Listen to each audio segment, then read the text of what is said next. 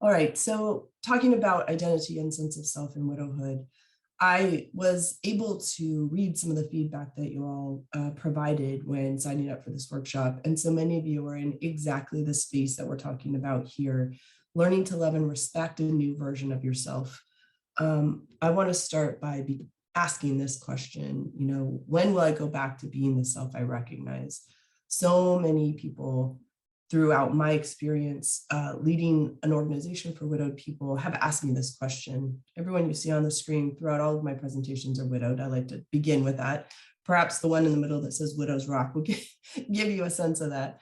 But the reason I use this slide is that Stacy, who is, you can clearly see her badge there, came to me one year. She had been widowed for 5 years and walked up to me at one of our events. And this is the question she asked me: when will I go back to being the self I recognize? And the intention and the implication was that she wanted to go back to being the old version of herself, the one that not only she, but the people around her recognized. She wanted to know, when was she going to get back there? And here is the reality of that. We can't ever go back to being an exact version of ourselves that we were before our person died. So this is the thing, right? We have been changed by our grief experience. And this, for me, is one of the pivotal understandings, especially for people who are widowed, because we set ourselves up for failure if we make healing and the definition of our healing to be going back to how we used to be.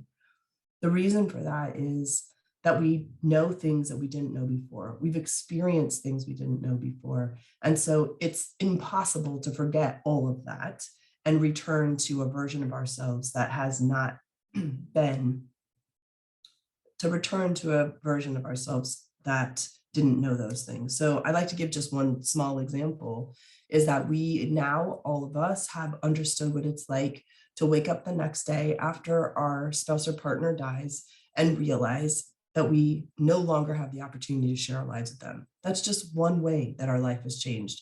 And we will talk about kind of the myriad other ways that our life has changed. But that one huge reality is the first step of understanding that we can't go back to the person we used to be, because this new person has experienced things that were something that the other person did not only, but could not understand. So I'm thinking of ourselves as the version of ourselves who was with our partners and the version of ourselves as that we are now.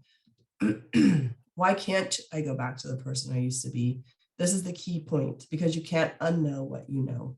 And for those of you who have been a part of a death experience that includes something sudden, you know that there was a moment where the knock on the door came or the phone call came, and that reality that shifted in that moment is always now going to be with you, always going to be a part of who you are today. For those of you who experienced an illness and have been caretakers, again, the things that you learned while taking care of your person are something that you can't unknow. And so when we think about this new version of ourselves that we are today, we have to remember that we're taking all of what we've learned and all of what we've become with us into that understanding. That's both the love and the pain associated with this experience that is always going to be a part of who we are. So I know for some of you who have been widowed a longer time, the question of, when am I going to be back to this person I used to be, one, or two, how can I build a life for myself that means something to me? And why is it taking so long? Sometimes we're hard on ourselves in that way. Why is it taking so long? In part, it's because the love and the pain associated with our widowed experience lives inside of us, always will live inside of us. So it's part of who we've become. I like to think of it this way. On the day that my husband died, which was for me, August 31st, 2005, and I would encourage all of you to fill in your own date. On that day, not only did my husband die, but I was born into a new version of my life, right? So the version of my life that was living life with him ended on the day that he died. And I woke up in a new life that did not include him and was really, really hard. And so this new you, the person that you are now, had kind of an ugly beginning, right? Like we got sort of birthed into the pain that we lived in those early days and continued to show up for ourselves, continue to do the things that we needed to do. And so that version of yourself, today's version of yourself, is the one that was born on that really, really hard day. Sometimes what I hear widowed people say when understanding that they can't go back to a version of themselves that they used to be is basically like, but no one recognizes me and I don't even recognize this self. Like I am, and for me, always like to go back to those early forgetfulness and anxiety, all of the things that made me think, who is this person? Who am I? Like these are not things that are normally a part of my life. I want to just say to you that the reason that you don't recognize yourself is that you still need to get to know yourself. You need to get to know this self, the self that was born through this experience that we're living. So of course you don't recognize yourself because this is a whole new experience and you're needing to learn new skills. You're needing to give yourself more grace in order to get to know who you are, because that's our first work, is getting to know ourselves in this experience. I think it's super critical for us to recognize that when we set returning to normal as our goal, we set ourselves up for failure. I want to just like revisit that. When we set returning to normal, so, I know you've heard the term new normal, where our job is to create a new normal. I like to sort of turn that around a little and just say, we're not returning to normal. We're building a different life. And in that different life, yes, there will be something new that's normal, other things that are now normal that didn't used to be. But when we set our goal to returning to normal, we set ourselves up for failure because normal has been completely changed. Our work instead is to learn to respect the version of ourselves that was born through the trauma we've lived through. That's our work. So when we're talking about what are we supposed to be doing, it's not going back to normal. It is instead learning to respect the version of ourselves that was born through this trauma. So I want to revisit that a little bit when we talk about pandemic as an example. When we think about the pandemic, I know I have heard it myself. I've even maybe said it myself. When are we going to be back to normal? But here's the thing, we aren't going back to normal. We know too many new things about ourselves, about the world, about the way that we have been influenced by isolation, and not all of them are bad things. It's just that we know new things. And those new things are going to impact the way we look at our lives and what normal looks like. So we're not going to be able to go back to normal because we've learned more things that just need to be integrated into what we understand about ourselves and about our world. The same is true of grief. We aren't going back to normal because going back to normal implies that we're going to return to a version of ourselves that we used to be. The truth is that used to be self knows new things and has been born into a new life. And so my hope is that together we can learn to respect this version of ourselves and get to know ourselves. Who am I right now? This is another really powerful statement for people who are struggling to learn to love and accept this new self. I don't like the new me.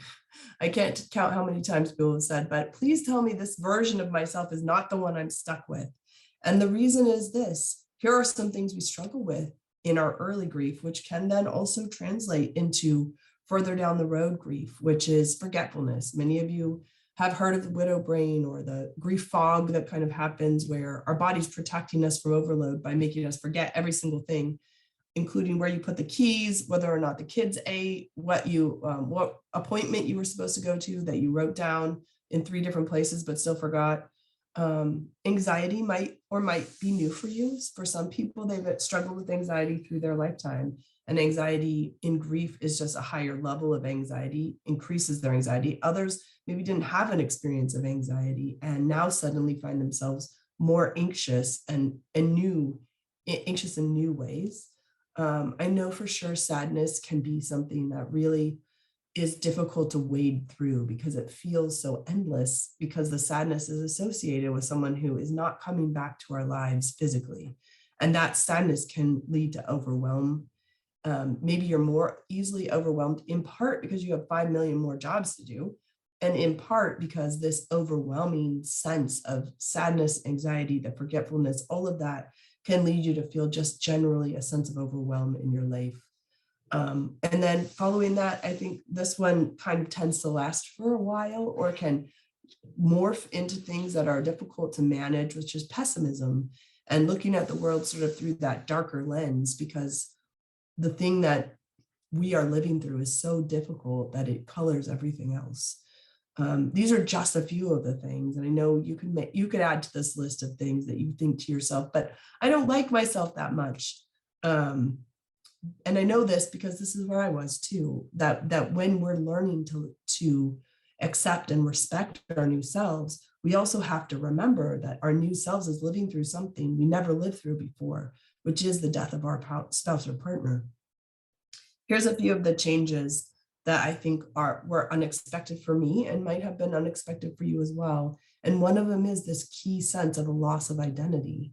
And if you had told me when my husband and I were, when he was living, he had his own business, I had my own business. We both worked in different fields. And so we had sort of separate lives that we then blended when we came together.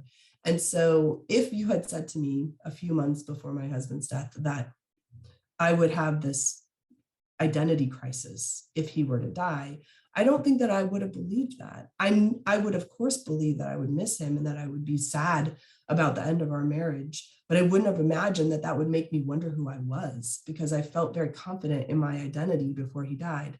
What I realized after his death and my immediate sense of who am I in this space is that we had woven our lives together in such a way that our identities, of course, were meshed. And of course, who I was included who I was with him. And what I had to do was begin to get to know the person who I am after his death. And that is your work too. So loss of identity makes a lot of sense, but it's also so disconcerting and can make you feel like your life is upside down. Then the next thing that I didn't see coming was the lack of motivation. I could have a list of things to do and I didn't feel like doing them. Or I could have a list of things to do. I'd get halfway through and think, I don't want to do the rest. And that was new for me. I am a high energy person. I typically have a very long list of things to do, usually more than one list if I'm on a good day. And the lack of motivation was frightening to me because I thought, who am I? I don't know who this person is. I've never struggled with the lack of motivation before. The next, which can lead to fear of connection, which is when I'm not motivated to reach out to other people, I end up building this wall around myself of like, okay, I can just be here on my own. I don't need to be connected to other people. And then that lack of connection sort of builds into this inability to commit to a future. When your future has been wiped out, when the future you thought you were going to build is no longer available to you, the inability to commit to a future is a normal reaction because we don't know what the future holds. And we don't know if we build a whole new future, is that future going to get wiped out too? Because if we go back to point number one, you can't unknow what you know. We do now understand in a unique and painful way that we could build a whole life, a life that we loved, a life that we plan to live for a very long time, only to have that life completely turned upside down by the death of our person. So when we're coming back to thinking about building a new future, of course, what we've learned, that understanding that what we build could be changed by someone's death, again, is something that can be a block for whatever we build next. So the inability to commit to a future is not only normal, but it is something to be aware of as we step into our next lives. So how do you find yourself? This is the question. We have all of these things that we can say, I don't love this and this and this and this about my new life, but how do I find myself? And my very first and most important point is to be kind to this new you. Because we don't know our new selves, because we're struggling to figure out who we are, we can set ourselves with these super high standards and then end up judging ourselves harshly over and over again. So the first step is to be kind to yourself. The second thing I would love for us to do is just list the things that this version of you has had to do that your prior self never did. And you can begin by, facilitating some kind of memorial for your husband or partner. Like that's the first piece, right? You stood beside that. You stood up for him at this moment. That's something your prior self never had to do. And then the list just begins. Some of you are solo parenting. That's not something you've had to do before. Some of you are working in new jobs, managing new responsibilities, handling all the things that were once handled by two people, you're now handling just as one person. So I like us to make a list of this because it's a good reminder that your life is much harder than it was. And sometimes we forget that life is difficult and that we're managing a lot of things. And we just kept saying, why can't I be better at this? Why can't I be better at this? So making that list of things is a way to remind yourself, oh yeah, I'm also doing all of these things at the same time. I like to tell people that, when Phil died, probably within 3 years after he died, so I've been widowed for 3 years, I'm still struggling to figure out what kind of life I want for myself. And I'm wishing that I could be back to my normal good self. And my normal good self in my mind was the person before Phil died. But the person I was at that time, I was working 3 jobs. I was helping support other widowed people. I was solo parenting 6 children. And I was also maintaining connections with my friends and family, being a daughter, being a sister, and a friend, an aunt. I was doing all of that at the same time while wishing that my new self could be a little bit better. So I'm bringing this up because I want you to think about all the things you are already doing that are hard and that deserve recognition, not from everyone else necessarily, though that's always nice, from yourself.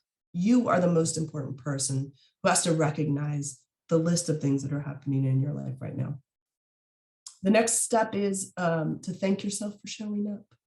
I always think about that person I was at 3 years widowed, asking myself when I was going to be back to my better self. And I think she's the one who carried my backpack. You know how you have the friend who carries your books? Like I was carrying the books the whole time, and I didn't want to look at that version of myself as something valuable. But every single day, that version of myself, the one I am today, kept showing up every day getting me out of bed, every day wrangling the kids, every day going to 3 different jobs, every day trying to figure out how to make things work. So thank yourself for showing up. Thank yourself for being the person who continues finding a way to take a step, whatever size step, forward, sideways, or backwards, taking another step. Next is to treat yourself like you would treat your best friend. I love to ask people, if you were to tell your story, so let's say you're having a bad day and you're struggling with all the things, and you want to talk about all the ways that you're not as good as you used to be. If you were to tell that story to your best friend and then have that read back to you, what would you say to your best friend if they were saying all those things? You would definitely be advocating for your friend, pointing out all the ways that they have changed and the life changes they've had to live through, the successes they've had. You would, walk with them through the things that were hard. So if we can treat ourselves like we would treat our best friend, we do the best we can to be able to facilitate healing, because setting impossible bars and talking to ourselves in a negative way doesn't actually help us get better. Instead, it just continues to denigrate the person we are and make it harder for us to find the ways to respect and love the person we're becoming. Then the next one, and this is my favorite, is ask lots of questions. And you're thinking to yourself, what is this lady talking about? What kind of questions? Well, here they are. What kind of questions do we ask to get to know our new selves? The first one I want to ask is how you feel about your physical space. So looking around you, does where you're living, does your physical space feel like a good fit for the person you are today? That's the first. And so my example for this is that when my husband died, I went into our bedroom, and every time I would go into our bedroom, I felt like he was going to step through the door any minute. And after a while, it wasn't right for me. It didn't feel good for me to continue to go into that space. I painted the walls, I moved the bed, I put on a new bed cover, and just made the space feel like, okay, well, if I was making this space just for me, what would I do? So this can be as simple as paint.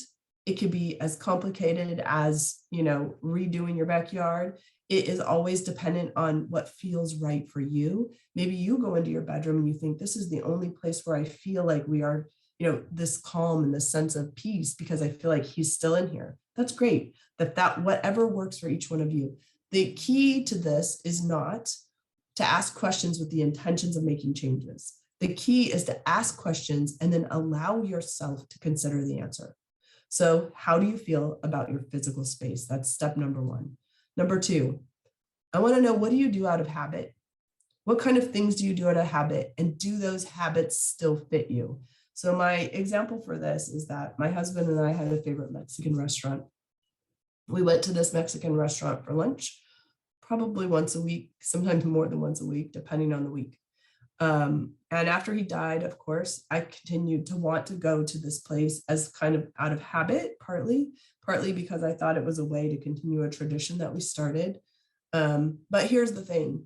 He was a fan of like kind of dirty hole in the walls type places. And so one day I was there and I saw a cockroach pass across my path.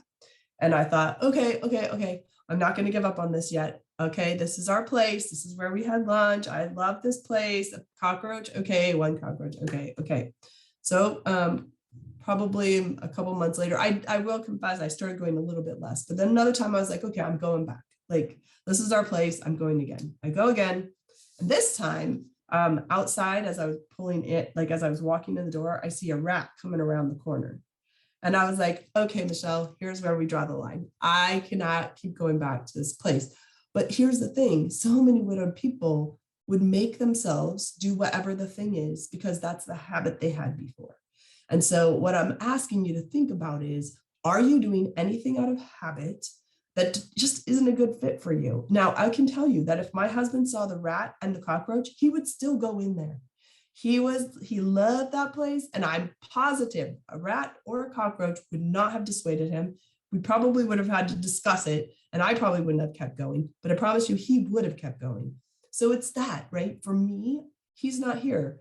He's not going to push me to go there anymore. I ask myself, do I want that? Do I want to go to this restaurant? My answer was no. I don't go back there anymore. I don't know if they're still open, but I do know that this new me is not about rats and cockroaches. So next question, are your preferences the same? This could be as simple as the colors you like. Let's say you painted the house and you compromised, right? What if you weren't compromising? Are your preferences the same? What would you do differently if you were doing it just for yourself? It could be anything from what you wear to where you go, to the kind of car you drive, to the paint on the walls, anything that would be something that is a general preference. I just ask you to think about it. Are they the same? If the answer is yes, I still love everything about it, great. If the answer is, you know what, actually, I don't love this, guess what? You have the opportunity to build something for your new self that addresses what your current preferences are, whether they may or may not have changed. The next one is important for me. How do you feel about the way you spend your time? So I think one of the key lessons that we learn, whether or not we like it, and I know it's hard to consider all these things as lessons because, I'd rather have learned all of these important things without my husband being dead. So I recognize that if you hear me say lessons and you kind of want to roll your eyes, I'm good with that. You feel free to roll your eyes. But one of the key lessons for me has been that life is short. And as we all know, that's something, people talk about all the time. We talk about smelling the roses and all the things. But Phil's death really kind of honed in for me on how I spend my time and me not wanting to waste time doing anything that I don't want to do. And I don't mean, I don't mean that sort of flippantly. I mean, when I have quality time, what do I want to do with it? For me, this example is about my nieces and nephews. I'm the oldest of 7. I have 3 of my own kids, and my sister closest to me in age had 3 kids, relatively close in age to mine. But then there's a big gap, and I have nieces and nephews that are now from the age of 13 to the age of 8. And as they started coming into our family, I started realizing I really want to be the kind of aunt that my nieces and nephews know well, that they know they can count on. I want to build a relationship with them that matters. And so I've started building in traditions into my life that have facilitated that. that kind of relationship. And you heard Bev say that I have a book out. One of the most beautiful pictures was one of my nephews went to the bookstore, their local bookstore, got the book and took a picture of himself with the book and asked his dad to send it to me. And that story for me is not about the book. It's about my nephew being proud of me, knowing who I am, wanting to be a part of that. So I want to ask you, how do you feel about the way you spend your time? And then the follow-up question is, who do you most enjoy spending time with? And are you making space and time for those kind of relationship building? Because that is one of the ways that we can discover who we are and what we want as we make our way forward through our widow experience. So I know I've asked a bunch of questions, and I want to kind of throw out there, what if you don't know any of the answers? What if you were thinking to yourself every time I ask a question, well, I don't know what my preferences are. I don't know how I can spend time in a meaningful way. I don't know if I still want to go to that same Mexican restaurant. It's okay if you don't know the answers. I want to just say right now that the point of this is not actually to know the answers or to be able to say to me, oh, this, these are the things I want. Here's what I want to do for my new life. Here's how I can learn to respect my new self. That's not the point. The point is to continually ask questions, because the more questions we ask, the more time we allow ourselves to sit with those questions, the more likely it is that we're going to be able to discover what our new selves want, how we can get to know ourselves, how we can discover our preferences, what we want to build in the future, whether or not the life we're living right now is a good fit for ourselves. The answer might be yes. It might be the perfect life for you. If that is true, great. The point is to ask the questions and be willing to allow a new answer to emerge if a new answer is coming to you. If you're struggling to welcome this new version of yourself, I just want to remind you that healing is not a linear process, that we're going to be ups, downs, sideways, all of those things as we try to figure out who we are going into the future. And even if your progress does feel halting or uneven, clearly some days are going to be better than others, but rediscovering yourself is definitely an ongoing process. For those of you who have been widowed a longer time, if you thought to yourself, well, I thought I would know by now, just remember that this is something that we're going to continue to evolve day by day by day. And all the while carrying with us the love of the person that we're missing and mourning, as well as putting on that backpack every day, showing up for this new self and figuring out how we come to learn and respect who we are in this.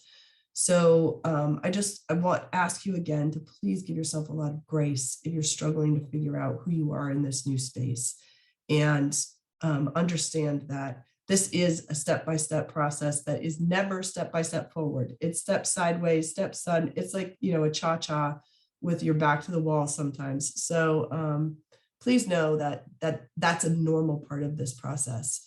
And for those of you watching by video, I would love for you to go back and look at the slides with questions on them. Ask yourself some questions, dig into those.